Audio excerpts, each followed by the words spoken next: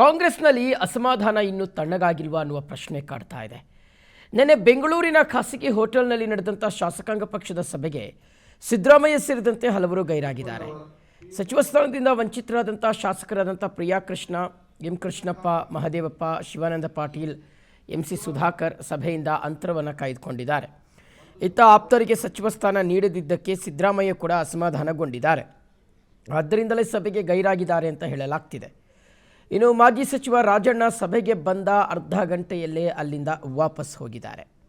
ಹಾಗಾದರೆ ವೀಕ್ಷಕರೇ, ನಿನ್ನೆ ನಡೆದಂಥ ಒಂದು CLP ಸಭೆಗೆ ಯಾರೆಲ್ಲ ಗೈರ್ ಆದರು ಅನ್ನೋದನ್ನು ನಾವು ನೋಡ್ತಾ ಹೋದರೆ, ಮೊದಲಿಗೆ ಸಿದ್ದರಾಮಯ್ಯನವರೇ ಬಂದಿಲ್ಲ.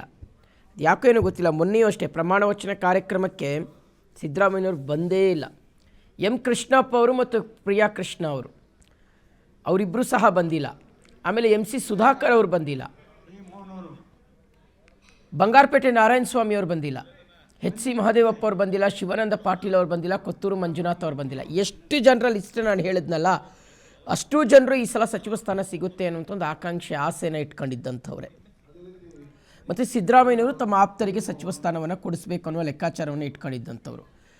ರಾಜಣ್ಣ ಅವರು ಬಂದರು, ಅರ್ಧ ಗಂಟೆ ಕೂತಿದ್ರು, ಆಮೇಲೆ ಎದ್ದು ಹೋಗ್ಬಿಟ್ರು.